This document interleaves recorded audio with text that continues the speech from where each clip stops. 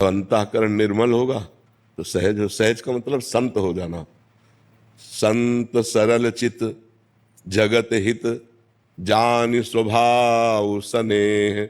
संतों का स्वभाव सरल, सहज स्वभाव, न मन कुटिलाई। मन में कोई कपट नहीं, सहजता। सहज का मतलब होता है जो हमारे हृदय में है वही वाणी में है, वही आचरण में है।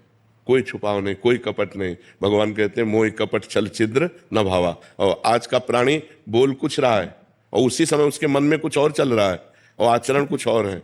इसीलिए भगवान की कृपा का अनुभव नहीं हो रहा।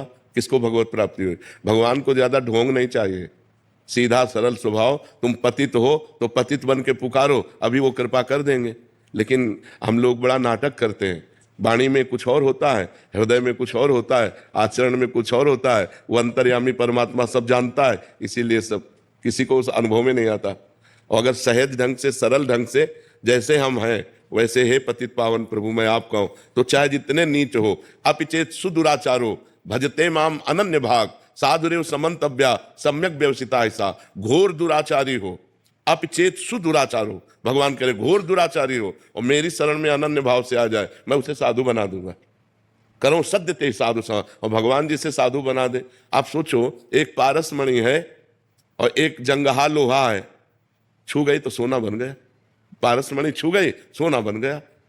जगत का निंदनीय पतित आदमी, भगवान की कृपा हो गई तो महात्मा बन गया, जगत पूज्य बन गया। तो वो अंतर्यामी, उनसे क्या छल कपट चलेगा। इसलिए सहज हो जा। और सहज तभी होगा जा सकता है जब भजन हो। सहज होना सबसे कठिन बात है। क्यों? जो हमारे मन में, वही वाणी में, वही हमारे आचरण में, तीनों को मिलान सहज है।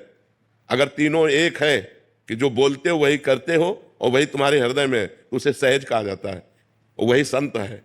नहीं तो प्रायः वीडियो के सामने कुछ और होता है, कैमरे के सामने, और एकांत कुछ और होता है।